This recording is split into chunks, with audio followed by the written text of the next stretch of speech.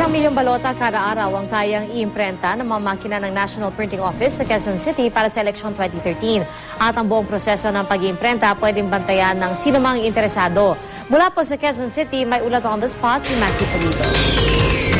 Matthew?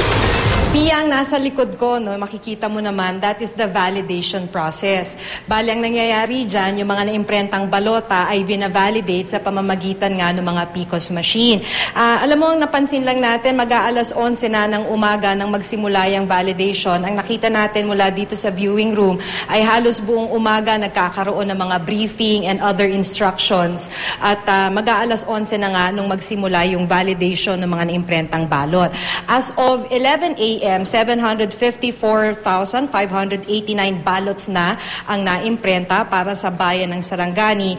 Pero wala pang update kung ilan dito yung na-validate na ng PCOS machine. Tumangging magpa-interview sina NPO Head Emmanuel Andaya pati ng tagapagsalita ng COMELEC na si James Jimenez para sana sa iba pang mga update.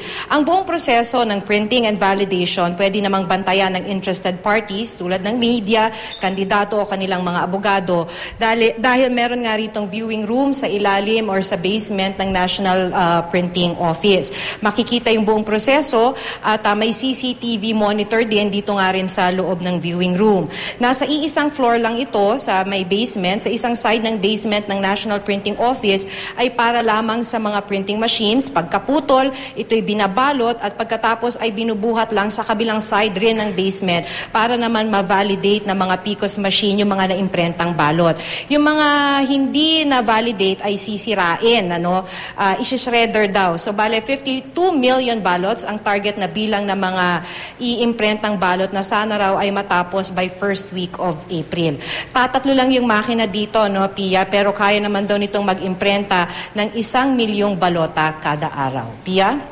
Maraming salamat, Maki Pulido.